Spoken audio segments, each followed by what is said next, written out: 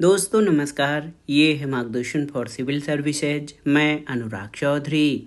दोस्तों आज की वीडियो में आप पढ़ेंगे आधुनिक भारत के इतिहास का महत्वपूर्ण टॉपिक छत्रपति शिवाजी का प्रशासन। इसके अंतर्गत हम अष्टप्रधान मंत्रिपरिषद और इसके सभी मंत्रियों के कार्य, दायित्व और अधिकार तथा भू राजस्व व्यवस्था और चौथ तथा शरदेश मुख के बारे में जानेंगे। तो आइए शुरू करते हैं आज का वीडियो।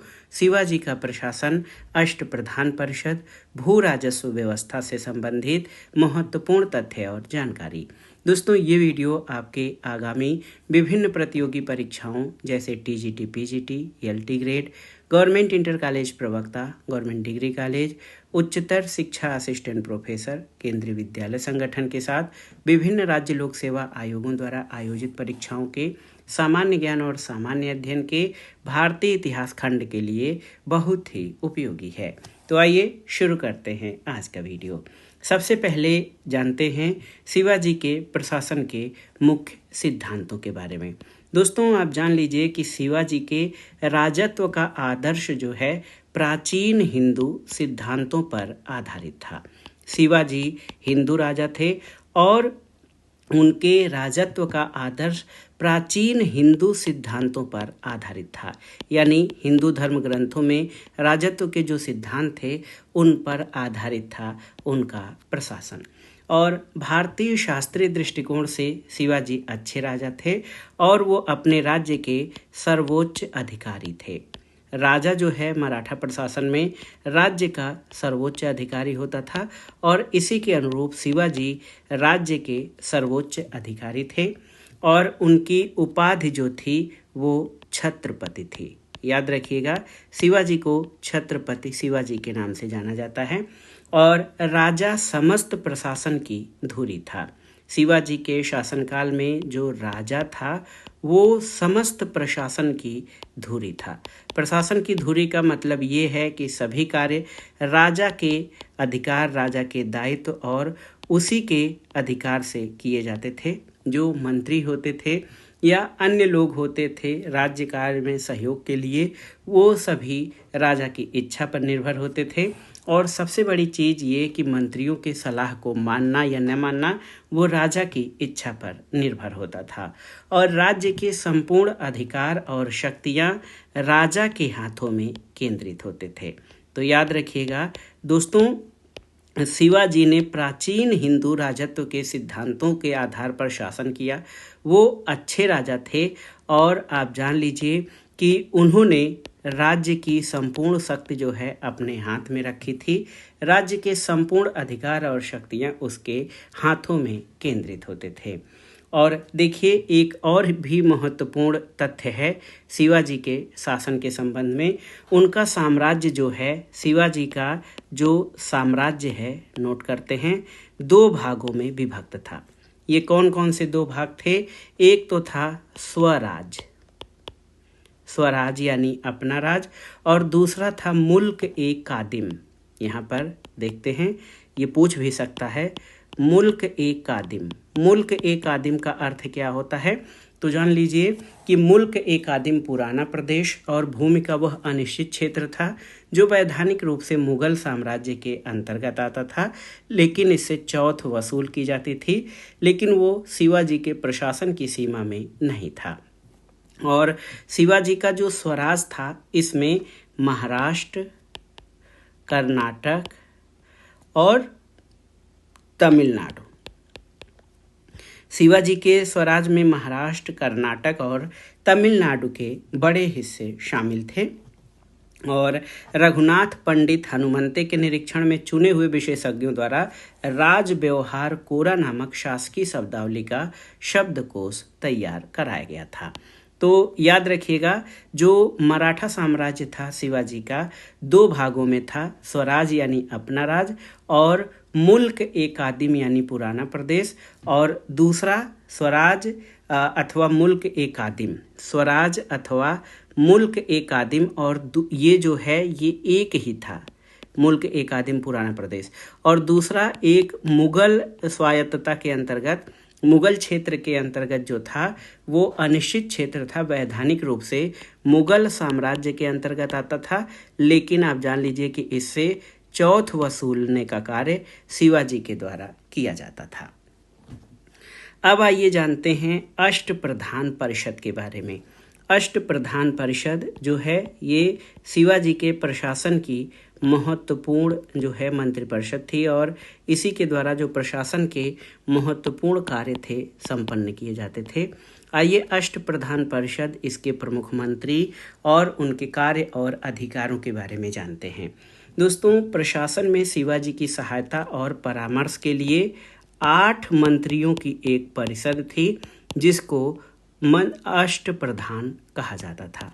8 मंत्रियों की परिषद थी जिसको अष्टप्रधान परिषद कहा जाता था और अष्टप्रधान परिषद के प्रत्येक मंत्री जो होते थे वो अपने विभाग के प्रमुख होते थे और इनकी नियुक्ति, जो मंत्री होते थे, मंत्री ये अपने विभाग के प्रमुख होते थे और इनकी नियुक्ति जो है आप जान लीजिए वो शिवाजी के द्वारा की जाती थी। नियुक्ति इनकी शिवाजी के द्वारा की जाती थी।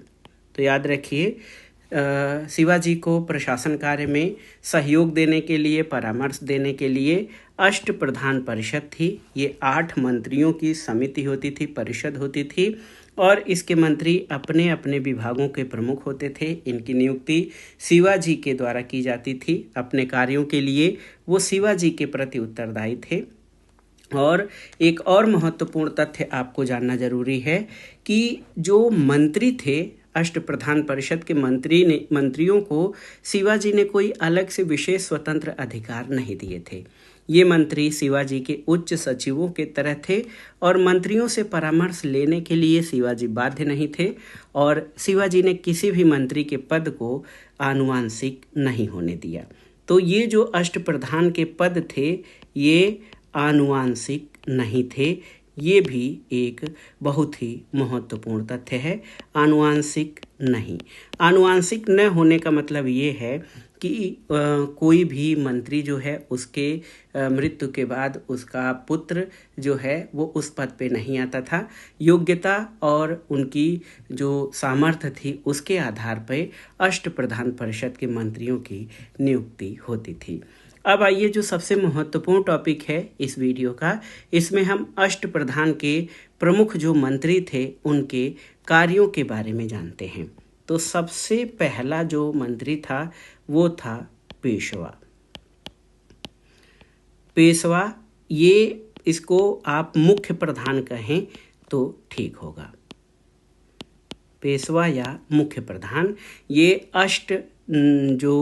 अष्टप्रधान था, अष्टप्रधान जो परिषद थी उसका प्रमुख होता था पेशवा। इसका कार्य जो था संपूर्ण राज्य के शासन की देखभाल करना। पेशवा का कार्य संपूर्ण राज्य के शासन की देखभाल करना पेशवा का कार्य होता था।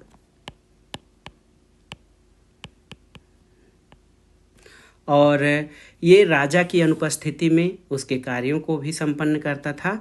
सभी सरकारी दस्तावेजों पर राजा के हस्ताक्षर के बाद पेशवा की मुहर और हस्ताक्षर आवश्यक होता था। यानी पेशवा आप जान लीजिए कि अष्टप्रधान परिषद का मुख्य होता था।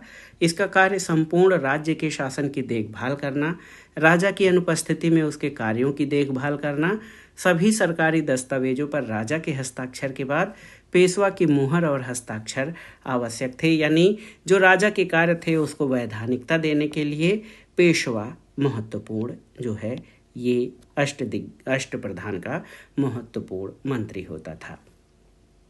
दूसरा जो है अष्टप्रधान का दूसरा महत्वपूर्ण मंत्री अमात्य। अमात्य को पंत अथवा मजूमदार, पंत या मजूमदार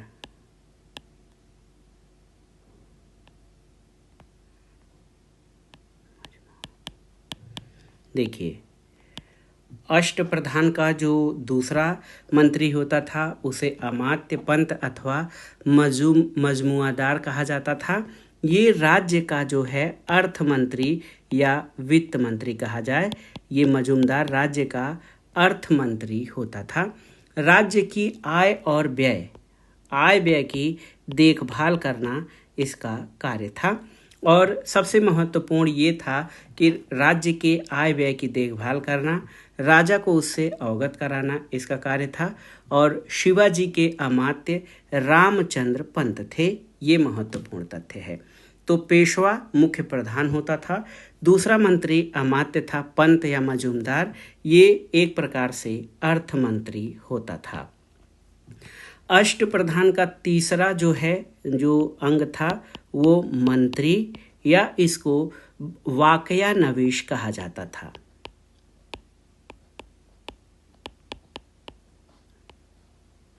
अष्ट प्रधान का जो तीसरा मंत्री होता था उसको मंत्री या वाकया नवीस कहा जाता था। ये जो है ये दरबारी लेखक के रूप में होता था। वाकया नवीस जो है वो एक प्रकार से दरबारी लेखक था और ये राजा के दैनिक कार्यों को लेखबद्ध करता था यानी लिखता था। राजा की सुरक्षा की व्यवस्था करना, गुप्तचर और सूचना विभाग के कार्यों की देखभाल करना भी इसका कार्य था। और इसका कार्य आज के गृह मंत्री हैं, आज के गृह मंत्री का कार्य जो है वो उस समय के मराठा प्रशासन के मंत्री का होता था जो वाकया नवीश कहलाता था। अष्ट प्रधान का जो चौथा मंत्री होता था उसे सुमंत या दबीर कहा जाता था। सुमंत या दबीर जो है इसका कार्य क्या था, तो ये विदेश मंत्रालय का कार्य देखता था। और सुमंत या दबीर जो है मराठा प्रशासन के अष्टप्रधान परिषद में होता था और ये विदेश मंत्री होता था। विदेशों से संबंध स्थापित करना और जो भी कूटनीतिक संबंध स्थापित करना ये सभी सुमंत के कार्य के अंतर्गत आता था। पांचवा सचिव होता था। अष्ट प्रधान का जो पांचवा होता था सचिव, इसको शुरू नवीश या चिटनीस कहा जाता था। देखिए, शुरू नवीस या फिर चिटनीस। सचिव का कार्य क्या होता था, तो ये मुख्य रूप से पत्राचार विभाग से संबंधित था। पत्राचार का कार्य सचिव का होता था और ये राज्य के सचिवालय का प्रभारी अधिकारी होता था। जैसे आजकल का सेक्रेटरीट है उस तरह से तो नहीं, लेकिन राज्य के सचिवालय का प्रभारी जो है वो सचिव होता था। इसका कार्य मुख्य रूप से पत्राचार देखना होता था। सरकारी दस्तावेजों को तैयार करना इसका मुख्य कार्य था। छठवां जो मंत्री होता था वो सेनापति, इसको मराठा प्रशासन में सरे नौबत कहा जाता था। सरे नौबत ये मराठा अष्टप्रधान का सेनापति होता था। इसका कार्य क्या था, सेना की भर्ती, संगठन, उनकी आवश्यकता की पूर्ति करना इसका प्रमुख कार्य था। तो सेनापति जो है वो सेना की भर्ती और उसके संगठन को देखना, प्रशिक्षण को देखना और सेना की जो आवश्यकता है उसकी पूर्ति करना सेनापति का प्रमुख कार्य था। अष्टप्रधान का जो सातवां जो अधिकारी होता था वो था न्यायाधीश यानी जस्टिस, न्यायाधीश। और न्यायाधीश ये राजा के बाद राज्य का मुख्य न्यायाधीश था। सबसे बड़ा न्यायाधीश तो राजा होता था, लेकिन जो न्यायाधीश था वो राजा के बाद राज्य का मुख्य न्यायाधीश था। दीवानी और फौजदारी मुकदमों का हिंदू कानून के आधार पर न्याय करना इसका प्रमुख कार्य था। तो ये जो न्यायाधीश था इसका कार्य हिंदू कानून के आधार पर न्याय करना होता था और राजा सबसे बड़ा प्रशासनिक और न्यायिक अधिकारी होता था। इसके बाद दूसरे स्थान पर न्यायाधीश था ये, लेकिन राज्य का मुख्य न्यायाधीश होता था। और आठवां अष्टप्रधान का जो आठवां अंग था इसको पंडित राव या सद्र कहा जाता था। पंडित राव या सद्र, तो इसका कार्य क्या होता था दोस्तों, ये सद्र जो है धार्मिक मामलों में राजा का मुख्य सलाहकार होता था। धार्मिक मामलों में राजा का मुख्य सलाहकार ये सद्र था। समारोह या त्यौहार जिसमें राजा भाग लेता था उसमें ये मुख्य पुजारी के रूप में होता था। राजा की तरफ से ब्राह्मणों को दान देना, धार्मिक कार्यों को निश्चित करना और प्रजा के नैतिक चरित्र को सुधारना इसका कार्य था। सेनापति के अलावा सभी मंत्री ब्राह्मण होते थे, ये भी बहुत ही महत्वपूर्ण है। सेनापति के अलावा, सेनापति को छोड़ के सभी मंत्री जो है ये ब्राह्मण होते थे। तो आप देख लीजिए, ब्राह्मण पहले से ही विद्वान थे और शासन कार्य में, मराठा प्रशासन कार्य में इनकी महत्वपूर्ण भूमिका होती थी। न्यायाधीश और पंडित राव को छोड़कर सभी को अवसर पड़ने पर सेना का नेतृत्व भी करना पड़ता था और विभागीय दायित्वों का जो निष्पादन था, विभागीय दायित्वों का कार्य, उनके साथ 3 मंत्रियों, पेशवा, सचिव तथा मंत्री को बड़े प्रांतों का प्रभारी बनाया जाता था। प्रत्येक मंत्री के अधीन 8 अधिकारियों का कार्यालय होता था जो उनके आधिकारिक कार्यों के निष्पादन में सहयोग करते थे। इसमें जो लोग होते थे वो दीवान, मजमुआदार, फड़नीस उपलेखा परीक्षक और दफ्तरदार कार्यालय प्रभारी, कारखानिस रसद अधिकारी, चिटनिस पत्राचार लिपिक, जमादार खजांची और पोटनिस ये रोकड़िया होते थे। तो मराठा प्रशासन के अंतर्गत शासन संचालन में राजा का सहयोग देने के लिए जो अष्टप्रधान थी उसके बारे में आपने जान लिया। अब आइए शिवाजी के भू राजस्व व्यवस्था और चौथ तथा सर देशमुख के बारे में जानते हैं। भू राजस्व व्यवस्था, भू राजस्व व्यवस्था के महत्वपूर्ण तथ्यों को देख लेते हैं जो परीक्षाओं की दृष्टि से महत्वपूर्ण है। तो शिवाजी की भू राजस्व व्यवस्था जो है मलिक अंबर, किसके भू राजस्व व्यवस्था पर आधारित थी? तो ये प्रश्न पूछा जा सकता है। मलिक अंबर की राजस्व व्यवस्था पर आधारित थी शिवाजी की भू राजस्व व्यवस्था। शिवाजी ने अन्नाजी दत्तों के अधीन भूमि की विस्तृत माप करवाई थी और माप का आधार जो है जरीब, माप का आधार जो होता था वो क्या था? वो था जरीब। देखिए, बहुत ध्यान से देखिएगा, जरीब, और जिसे काठी भी कहा जाता था। तो जरीब को ही काठी कहा जाता था और ये काठी 5 हाथ और 5 मुट्ठी लंबी होती थी। 20 काठी लंबी, 20 काठी चौड़ी भूमि को 1 वर्ग या बीघा कहा जाता था। तो ये 20 काठी मतलब 20 काठी गुणे 20 काठी गुणे 20 जो इतने की माप की भूमि होती थी उसको 1 बीघा कहा जाता था। और इसके अलावा 120 बीघे को चावर कहा जाता था। यहाँ पर मैं लिख दे रहा हूँ, याद रखिएगा। चावर मराठा प्रशासन में 120 बीघा भूमि को चावर कहा जाता था। इसके अलावा उपज के आधार पर भूमि के उत्तम, मध्यम और निम्न 3 श्रेणियों में बांटा गया था। प्रारंभ में उपज के आधार पर उपज का 1/3 भाग भूमि कर निर्धारित किया गया, लेकिन बाद में जब शिवाजी ने अन्य स्थानीय करों और चुंगियों को समाप्त कर दिया तब भूमि कर बढ़ाकर 2/5 यानी 40% कर दिया गया था और बंजर भूमि पर भूमि कर नहीं लिया जाता था। भूमि कर जहाँ पर उद्यान भूमि या नकदी फसल उत्पन्न होने वाली भूमि थी वहाँ नकद निश्चित किया गया। अन्य स्थानों में नकद अथवा उपज के रूप में कर चुकाया जाता था और कर वसूली का आधार रैयतवाड़ी व्यवस्था थी। लेकिन शिवाजी जमींदारी यानी देशमुखी व्यवस्था को समाप्त नहीं कर पाए, न ही अधिकारियों को मोकासा यानी जागीरें देना ही बंद किया था। तो ये थी शिवाजी के भू राजस्व व्यवस्था की प्रमुख विशेषताएं। अब चौथ और सर देशमुख के बारे में जान लेते हैं। ये भी राजस्व का एक महत्वपूर्ण हिस्सा था, चौथ और सर देशमुख। तो चौथ क्या था? चौथ भूमि कर के अतिरिक्त शिवाजी के आय का अन्य साधन था। भूमि कर आय का प्रमुख साधन था, लेकिन ये भूमि कर के अतिरिक्त शिवाजी के आय का अन्य साधन था चौथ। और चौथ क्या था? चौथ जो है दोस्तों, ये पड़ोसी राज्यों से वसूल किया जाता था।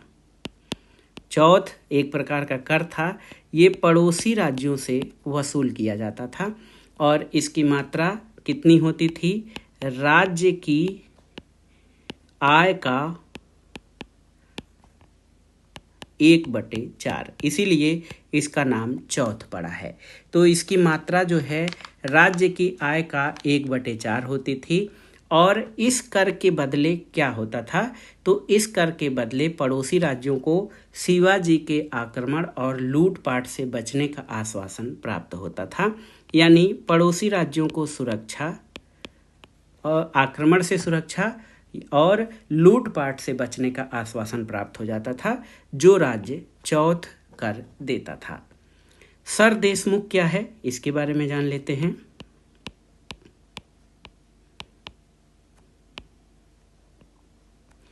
सरदेशमुखी, चौथ और सरदेशमुखी 2 प्रकार के कर शिवाजी ने लगाए थे।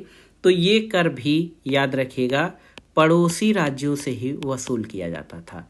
सरदेशमुखी भी पड़ोसी राज्यों से वसूल किया जाने वाला कर था और ये उस प्रदेश के भूमि कर का 1/10 या 10% होता था। सरदेशमुख 10% होता था। सरदेशमुखी वसूल करना शिवाजी अपना कानूनी अधिकार समझते थे। ये शिवाजी सरदेशमुखी वसूल करने को अपना कानूनी यानी विधिक अधिकार मानते थे और वे महाराष्ट्र के पुश्तैनी सरदेशमुख थे, इसलिए सरदेशमुखी कर वसूलना ये शिवाजी अपना पुश्तैनी अधिकार या विधिक अधिकार मानते थे, क्योंकि वो महाराष्ट्र के पुश्तैनी सरदेशमुख थे। तो इस प्रकार से चौथ और सरदेशमुखी ये शिवाजी के राजस्व या जो भू राजस्व थे उनके अतिरिक्त ये राजस्व के अन्य स्रोत थे। चौथ के बारे में जान लीजिए कि ये पड़ोसी राज्यों से वसूल किया जाने वाला कर था और ये इसकी मात्रा राज्य की आय की 1/4 होती थी और इस कर के बदले में पड़ोसी राज्यों को शिवाजी के आक्रमण और लूटपाट से बचने का आश्वासन मिलता था। जो लोग या जो राज्य ये कर चौथ नहीं देते थे, शिवाजी वहाँ पर जो है आक्रमण करते थे और वहाँ से जो संपत्ति मिलती थी वो राज्य अपने राज्य में लाते थे। और दूसरा सरदेशमुखी, तो ये पड़ोसी राज्यों से लिया जाने वाला कर था। भूमि कर का 1/10 या 10% होता था। सरदेशमुखी वसूल करना शिवाजी अपना कानूनी अधिकार समझते थे, क्योंकि शिवाजी कहते थे कि मैं महाराष्ट्र का पुश्तैनी सरदेशमुख हूँ, इसलिए सरदेशमुखी वसूल करता हूँ। तो दोस्तों ये था आज का वीडियो। इसमें आपने शिवाजी के प्रशासन, उसके आधार, शिवाजी के प्रशासन और राज्य कार्य संचालन के लिए अष्टप्रधान और अष्टप्रधान के 8 मंत्री या अधिकारी, उनके प्रमुख कार्य तथा जो भू राजस्व व्यवस्था है उसके प्रमुख तथ्य और चौथ और सरदेशमुख से संबंधित सभी महत्वपूर्ण तथ्यों को इस वीडियो में हमने कवर किया है। और मुझे आशा है कि यहाँ से कोई प्रश्न आपको पूछा जाएगा तो आप उसको सही अटेम्प्ट कर पाएंगे। तो ये वीडियो आपको कैसा लगा हमें कमेंट बॉक्स में ज़रूर बताइएगा। वीडियो को लाइक करें, शेयर करें और इस चैनल मार्गदर्शन फॉर सिविल सर्विसेज को सब्सक्राइब करें। वीडियो देखने के लिए धन्यवाद दोस्तों। नमस्कार।